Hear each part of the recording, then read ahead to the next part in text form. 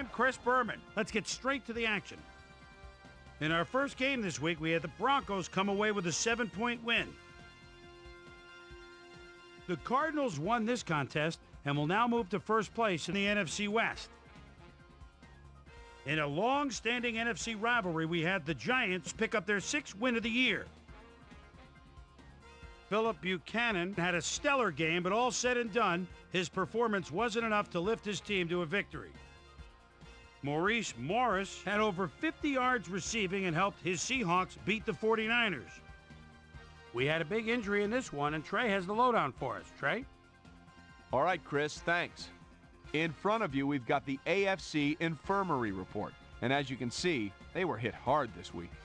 Tony Williams might be the biggest loss on this list.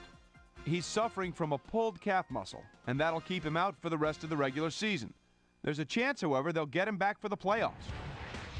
In front of you, we've got the NFC list. And as you can see, they could form their own MASH unit. Bell sticks out on this list as one of the more costly injuries. Doctors confirming the worst this week, a torn hamstring. And that'll put him out for the rest of the regular season. There's a chance, however, they'll get him back for the playoffs. Now, on to even bigger news, as you may have already heard. Jason Gilden had to be placed on injured reserve, so he'll be on the sidelines for the rest of the year. Just a key blow to the heart of this defense. So that'll do it for now. Boomer, back to you. Texans, Bears. Lee, calling signals at his own 40-yard line, rolls, then fires a slant. Look at him go! He could go all the way. 60-yard score. The Texans go on to win this by the final score of 17-13. Right on the Mississippi River in St. Louis, we had the Rams lose by a narrow 5-point margin. Down in Tampa, we had the Buccaneers put on a display and win by 21 points. The Packers defense held their opponents to under 150 passing yards in their win at Ford Field.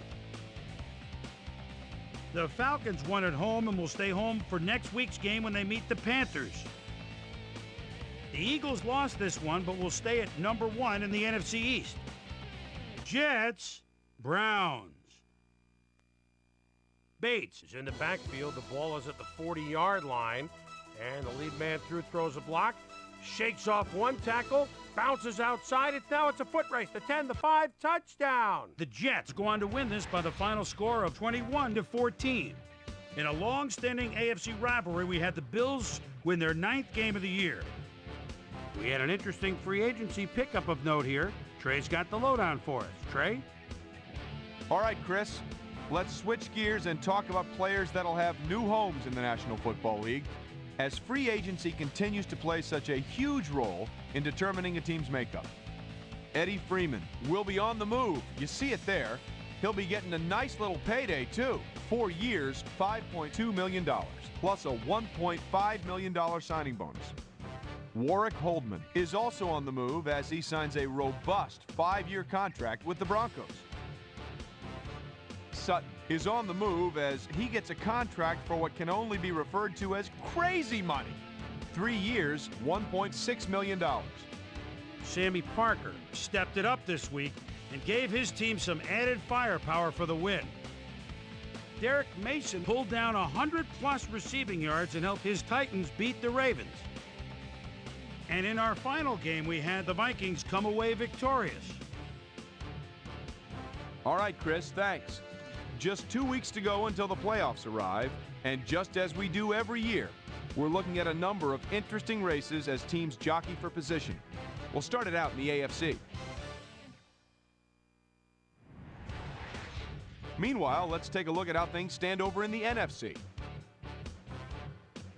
So that's how we stand to this point. Still lots of jockeying left to go as we get this thing sorted out for January. And that'll do it from here. Chris, let's send it back over to you. So with just 2 weeks to go now, still plenty to be decided before January rolls around. But first, my primetime players' game balls go out to these men, each helping their team down the stretch. That'll do it, sports fans. I'm Chris Berman, and thanks so much for joining us here in the Bristol studios. We'll see you next week right here on ESPN, the worldwide leader in sports.